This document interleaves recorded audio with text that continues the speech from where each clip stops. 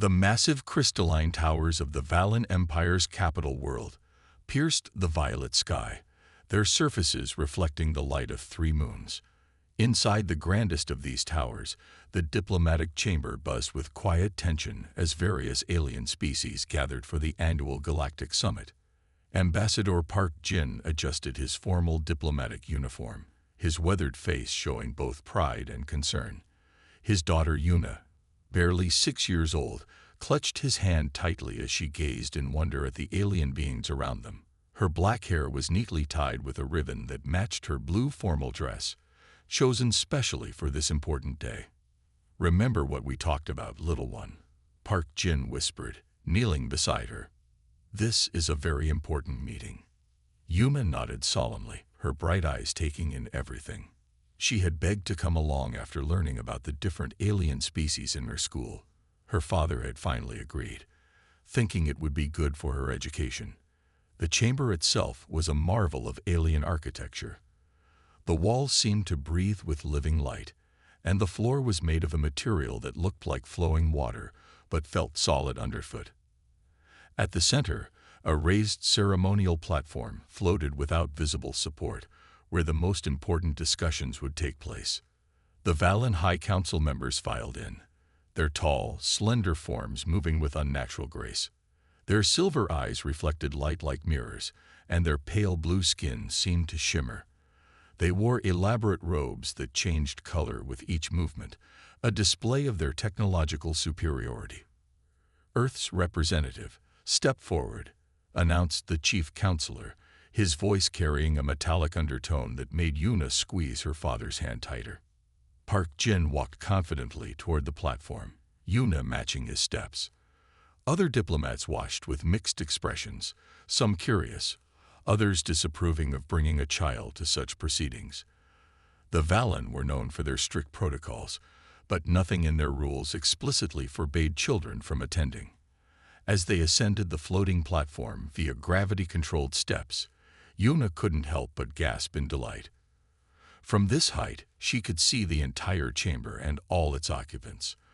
The platform rose 30 meters above the floor, held in place by Valan technology that humans still didn't fully understand. "We recognize Ambassador Park Jin of Earth," the chief counselor stated formally. "However, we note the presence of an—" He paused, his silver eyes fixing on Yuna. "Unexpected addition." "My daughter, Yuna," Park Jin said firmly. "On Earth, we believe in teaching our children about galactic diplomacy from an early age." Several Valan counselors exchanged looks that might have been disapproval. It was hard to tell with their alien features. The chief counselor merely nodded and began the formal proceedings. Everything happened in an instant. Later, security footage would show that the platform's safety barriers, designed to prevent any falls, had malfunctioned in a way that should have been impossible with Valan technology. One moment, Yuna was standing beside her father, peering curiously at a holographic display. The next, the invisible barrier that should have been there simply wasn't. Park Jin heard Yuna's surprised gasp before he saw her fall. His hand shot out, fingers grazing her dress as she tipped backward. Time seemed to slow as he watched his daughter plummet, her small form growing more distant as she fell toward the chamber floor 30 meters below. "Yumane!" His scream echoed through the chamber, but the Valan counselors merely watched, their silver eyes tracking her fall with scientific interest rather than horror. Other diplomats rushed forward, but they were too far to help. The chamber's artificial gravity couldn't be adjusted quickly enough to catch her. Park Jin could only watch, his heart stopping, as his little girl fell through the air, her blue dress fluttering like a broken butterfly. The impact was softened somewhat by the strange flowing floor material, but the sound of her small body hitting it would haunt Park Jin's nightmares forever. She lay there, broken and still, her ribbon coming undone in a pool of her dark hair. Medical teams rushed in, both human and alien, but the Valan counselors remained on the platform, their faces showing no more concern than if they'd witnessed a glass of water spilling. One of them even continued reading from a diplomatic brief, as if nothing had happened. "An unfortunate accident. The chief counselor stated flatly. "Shall we continue with the proceedings?" Park Jin turned to face them, his diplomatic mask cracking to reveal pure fury underneath. Below, medics worked frantically to stabilize his daughter, their urgent voices echoing up to the platform. "Critical neural trauma," one medic called out. "Multiple fractures. We need immediate evacuation to a medical facility." The Valen counselors simply stared, their silver eyes reflecting Park Jin's anguished face, as if it were a mildly interesting specimen under observation. In that moment, watching their cold detachment as his daughter fought for life below, Park Jin understood something fundamental about the Valen Empire, something that would soon make them regret their indifference to a human child suffering. As emergency transport arrived to rush Yuna to the medical center, the chamber erupted into chaos. But the image of those impassive silver eyes watching his daughter fall would stay with Park Jin forever. And with it, the knowledge that humanity's response would shake the galaxy to its core. The orbital medical facility above Seoul gleamed like a silver star against Earth's blue backdrop. Inside the pediatric intensive care unit, machines beeped steadily, monitoring every flutter of Yuna's heart. Her small form lay still, surrounded by medical equipment that seemed too large for her fragile body. Dr. Kim Ha stood at her daughter's bedside, her hand gently stroking Yuna's hair. As a xenobiologist, she understood more than most about alien physiology and culture. But as a mother, watching her child fight for life, she felt an anger that transcended scientific objectivity. "Her neural patterns are stabilizing," Dr. Park Min, the lead physician, reported quietly. "The nano-regeneration therapy is working, but slowly. She's fighting hard." Kim Hae nodded, her scientist's mind already working on something else. Between monitoring Yuna's vital signs, she had been diving deep into Valen diplomatic records. What she found made her blood run cold. In her private research lab adjacent to the medical bay, holographic displays showed hundreds of diplomatic incidents spanning the last 50 years. She had started looking for patterns after the Valen's disturbing response to Yuna's fall. What emerged was far worse than she had imagined. Ambassador Park, she called her husband, who hadn't left the hospital since their return to Earth. "You need to see this." Park Jin entered, his diplomatic uniform wrinkled from days of wear. Dark circles under his eyes showed his exhaustion, but his gaze was sharp as he studied the displays. "These are all accidents involving children," Kim Hae explained, her voice tight with controlled rage. "Not just human children. Children from every species that has diplomatic relations with the Valen Empire. Look at the patterns." The holographic data showed incident after incident. A Centaurian child accidentally exposed to radiation during a tour, a Proximan youth unfortunately lost during a space station malfunction, dozens of regrettable incidents involving the youngest members of various species. "They're studying us," Kim Ha concluded. "All of us. They're testing how different species react to the loss or injury of their children. It's all carefully documented in their scientific databases, hidden, but there if you know where to look." Before Park Jin could respond, an urgent message flashed across their screens. The Valen Empire had sent an official response to Earth's formal protest about Yuna's accident. As they read it, the temperature in the room seemed to drop. Regarding the damaged human offspring unit, the message read, "The Valen Empire maintains that no compensation is warranted. Human reproductive capabilities make individual offspring readily replaceable. We suggest focusing resources on producing a substitute rather than pursuing this minor diplomatic incident further."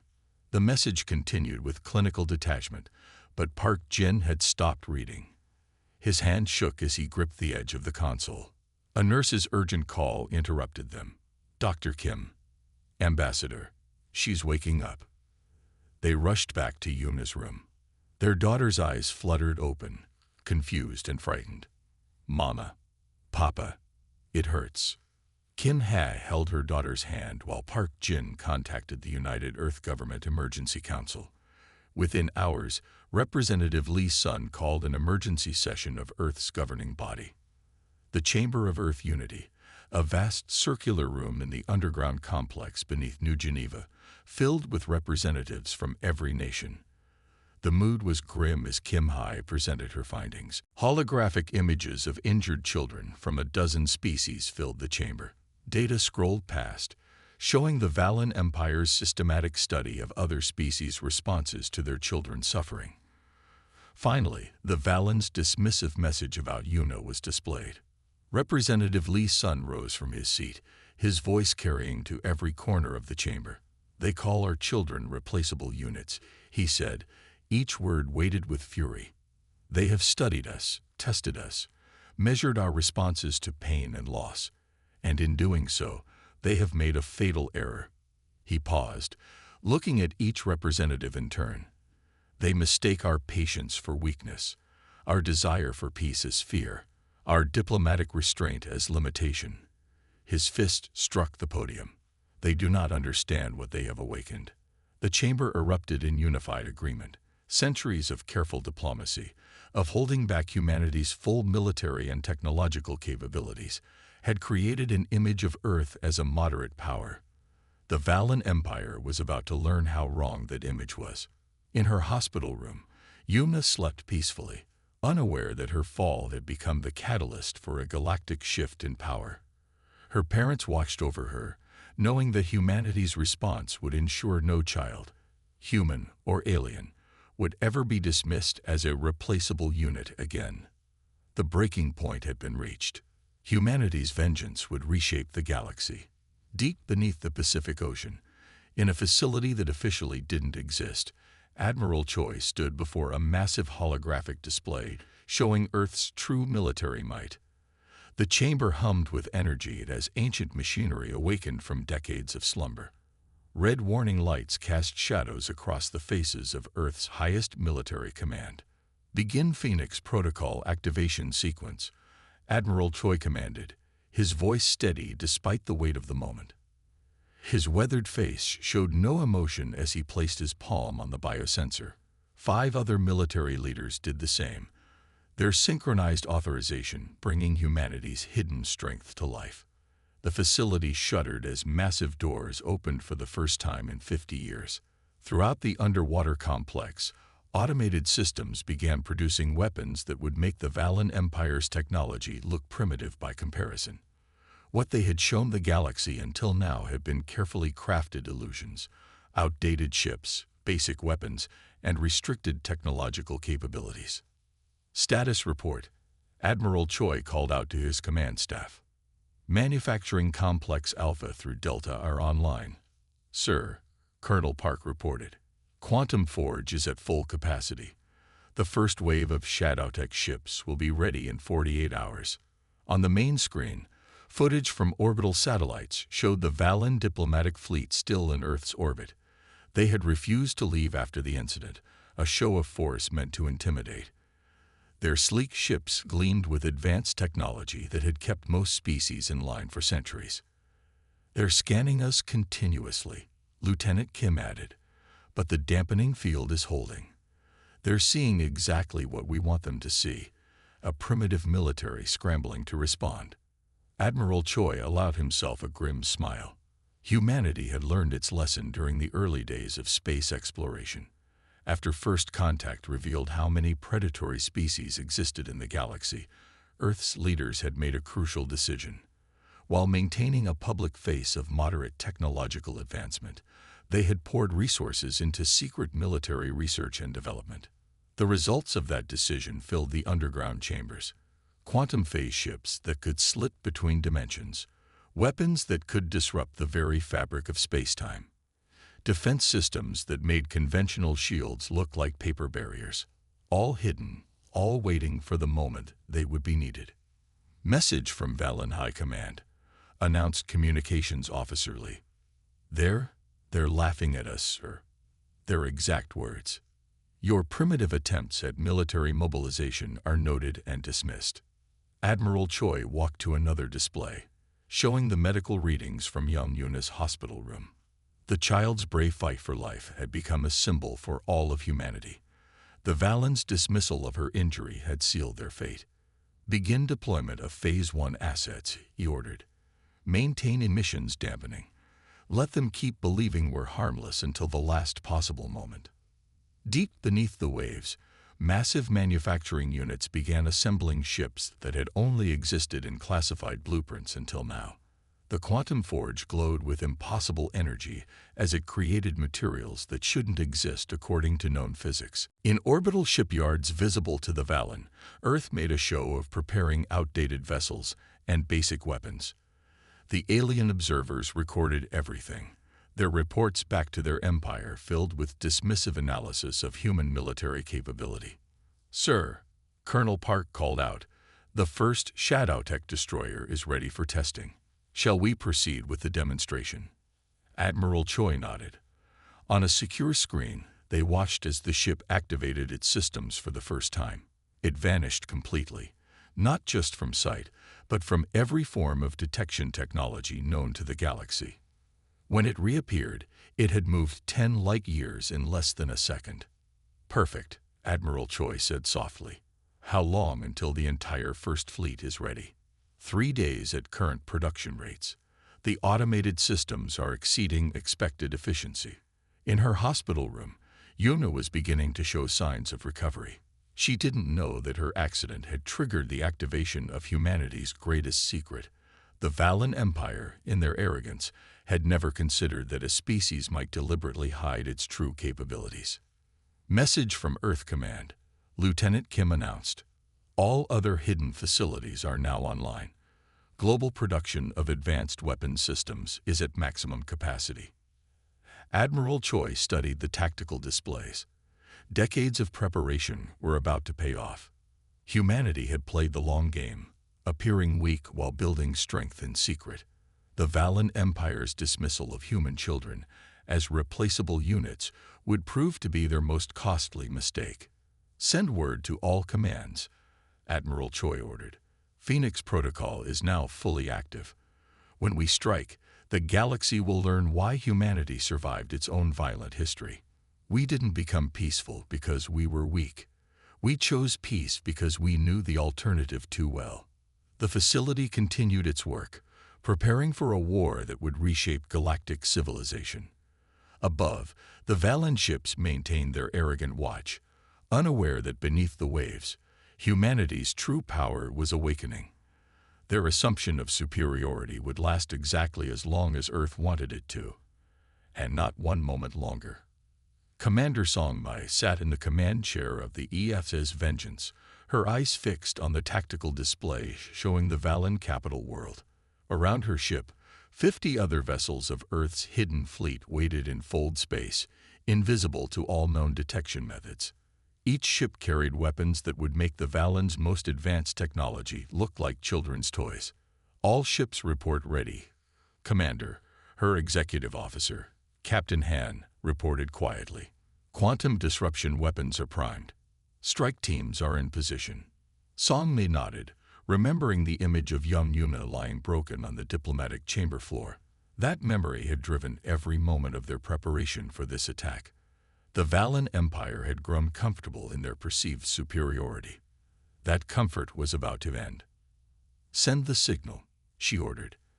"Operation Righteous Thunder begins now." Across the fleet, crews moved with practiced precision. These ships and weapons had been tested countless times in secret, but this would be their first real combat deployment. The element of surprise would be total. The Valen had no idea such technology even existed. The fleet emerged from fold space in perfect formation, appearing simultaneously at strategic points above the Valen capital. Their black hulls, made of materials that absorbed all forms of energy, were virtually invisible against the dark of space. In the Valen Defense Command Center, alarms suddenly blared. The supposedly primitive humans had just appeared out of nowhere, bypassing every early warning system. Before the defenders could react, Songmei gave her first combat order. "All ships, execute Pattern Alpha. Quantum disruption weapons, fire." Beams of impossible energy lanced out from Earth's ships. Where they touched the Valen's shields, reality itself seemed to twist. The impenetrable defensive barriers that had protected the Valen for centuries simply ceased to exist at a quantum level. Multiple shield failures detected, Captain Han reported with professional calm. Valen Defense Fleet is attempting to respond. The alien ships rose to meet the threat, their weapons charging. They were beautiful vessels, all sweeping lines and gleaming metal. They were also completely outclassed. Earth's ships danced between their energy bolts with impossible agility, their movement drives making them seem to teleport short distances. Receiving transmission from Valen High Command. Communications Officer Park announced. They're demanding to know how we acquired this level of technology. Song Mai allowed herself a small smile. No response needed. Prepare Admiral Choi's message for broadcast. On every frequency, in every language known to the galaxy, Admiral Choi's voice rang out. You were warned. You didn't listen. Now you'll understand why humanity survived its own violent history. The Valen capital erupted into chaos.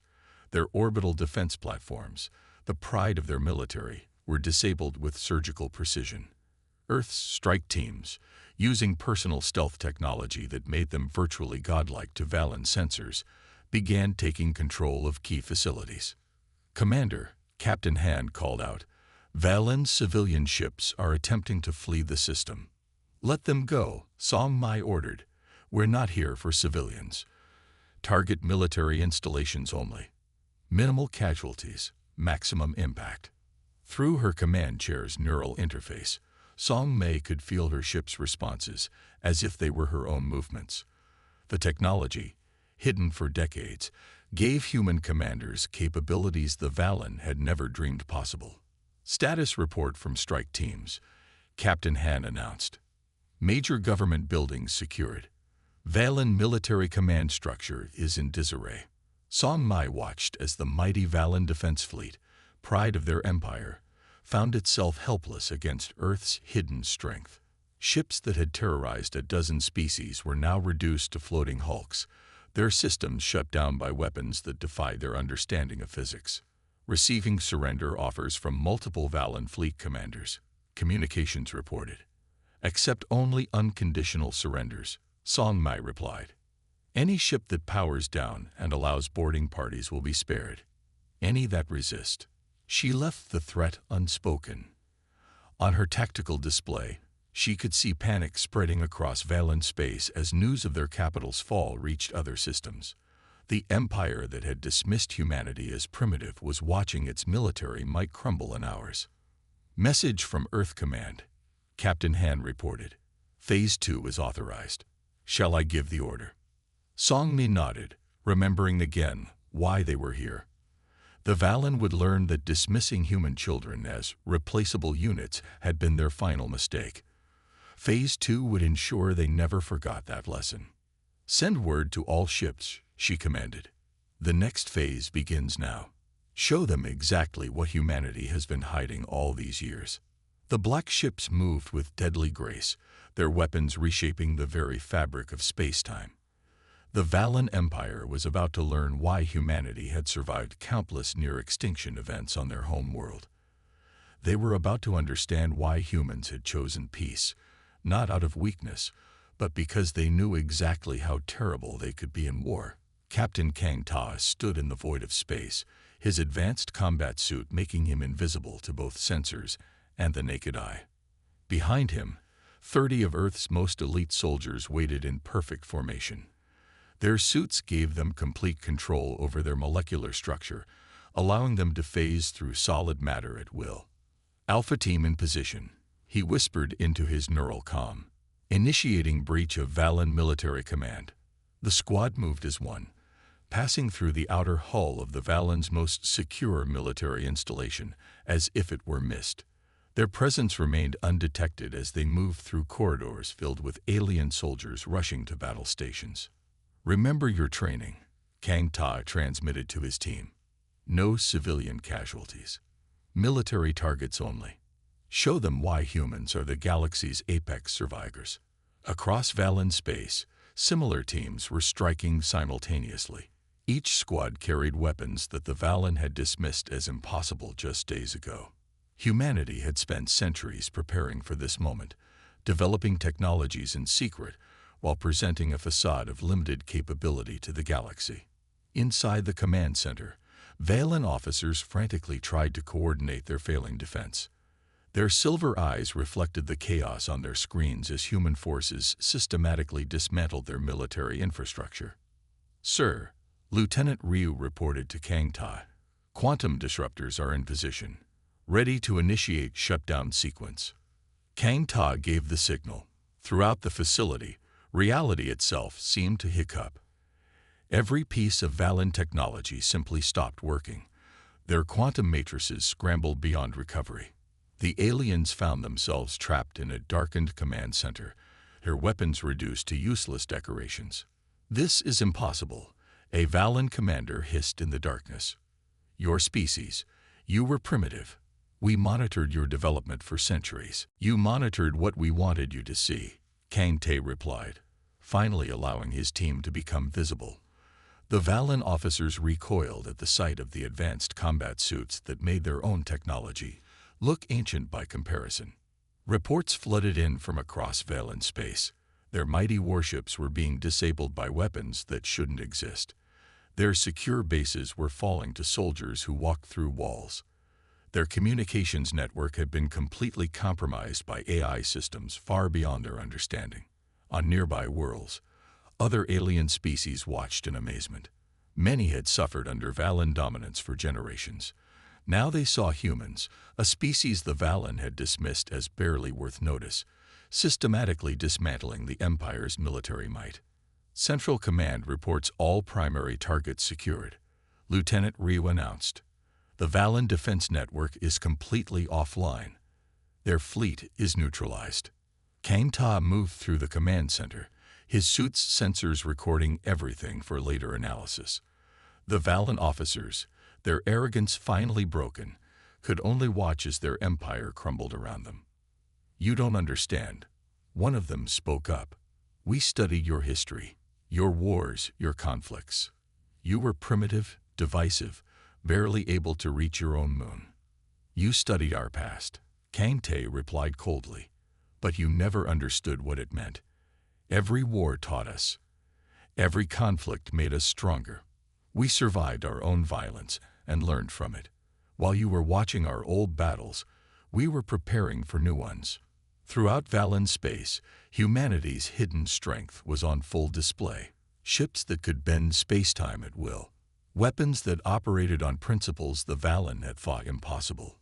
Soldiers who moved like ghosts through their strongest defenses. "Message from Earth Command," Lieutenant Ryu reported. "Operation status report requested." Kang Ta looked around the captured command center, at the Valen officers who had once thought themselves superior to all other life. "Tell them Phase 5 is complete. The hammer has fallen. The Valen military machine is broken." On 100 worlds, other species celebrated as news spread of the Valen Empire's defeat. Humanity had done what no other race dared attempt, and they had done it with a precision and efficiency that left the galaxy in awe. "Sir," one of his soldiers called out, "we found their research archives. The files about the children of other species." Kang Tae's expression hardened behind his helmet. The Valen's clinical studies of how other races responded to the loss of their young had been the final spark that ignited Earth's fury. Now those records would ensure that justice was complete. "Secure everything," he ordered. "The galaxy needs to see what they really were, and what humanity really is, not just warriors who can defeat them, but protectors who will ensure this never happens again." As his team completed their mission, Kang Ta sent a final message to Earth Command. The Valen Empire had learned too late why humanity had survived its violent history. They had learned why humans chose peace, not from weakness, but from understanding exactly how devastating they could be in war. The hammer had fallen, and the galaxy would never be the same. The Grand Council Chamber of the Valen Empire, once a symbol of their absolute power, now stood silent and dimly lit. The ornate walls, which had witnessed centuries of dominance, watched as the Empire's final moments unfolded. Director Park One walked through the massive doors, his footsteps echoing in the hushed space. The remaining members of the Valen High Council sat in their elevated seats, their silver eyes no longer showing their usual arrogance. Behind Director Park, holographic displays showed real-time footage of their collapsing empire. Disabled warships drifting in space, military bases under human control, and their once mighty defense networks lying dormant. 3 weeks, Park One said, his voice carrying clearly through the chamber. It took us 3 weeks to dismantle what you spent centuries building. Would you like to know why? None of the Valen counselors responded. Their pale blue skin seemed almost gray in the dim light, their color-changing robes now stuck in muted tones that reflected their defeat. We could have done this at any time in the last 50 years, Park One continued, walking slowly around the chamber. We watched you. We studied you. While you thought you were experimenting on us, we were learning everything about your society. He gestured to a holographic display showing the medical facility where Yuma still recovered. But we chose peace. We chose diplomacy. Until you prove you didn't deserve that choice. The chief counselor, his voice lacking its usual metallic confidence, spoke up. What are your terms, Director Park? Park One activated a data crystal, projecting the surrender documents into the air. Complete and unconditional surrender of all Valen military assets. Your empire will be dissolved. Each world under your control will be given independence and the choice to join the new galactic federation we are establishing. The terms appeared in multiple languages, rotating slowly in the air. The Valen counselors read them with growing disbelief. This is unprecedented, one counselor protested weakly. Our empire has stood for millennia. Your empire, Park One replied coldly, was built on the suffering of others. We found your research archives, every experiment on other species' children, every accident carefully documented, every response analyzed and cataloged. He brought up more displays, showing evidence that made even the stoic Valen flinch. Did you think we wouldn't find out? Did you believe your technological superiority made you untouchable? The chamber fell silent again as the evidence of their crimes rotated in the air between them. Centuries of calculated cruelty, all meticulously recorded by the Valen themselves. There's more, Park One continued.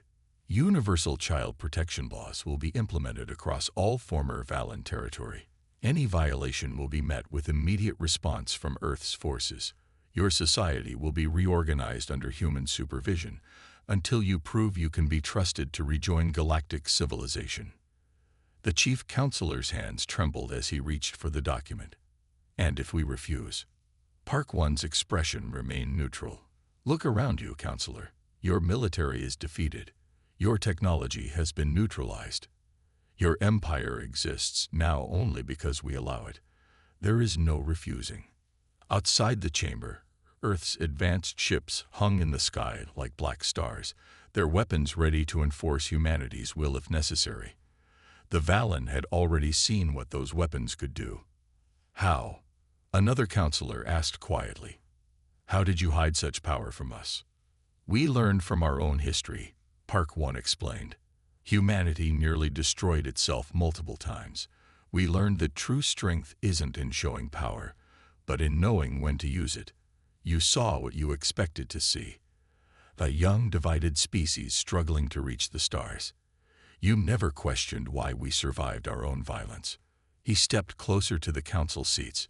Sign the documents. Accept the terms. Begin making amends for what you've done. Or we can demonstrate more of what humanity is capable of when pushed too far. One by one, the counselors pressed their hands to the document, their signatures appearing in shimmering script. With each signature, centuries of Valen dominance officially ended. Remember this day, Park One said as the last signature was recorded. Remember that humanity chose peace until you gave us no choice. Remember that we could have destroyed you, but chose instead to help you change. As he turned to leave, the chief counselor called out one last time. What happens now? Park One paused at the doorway.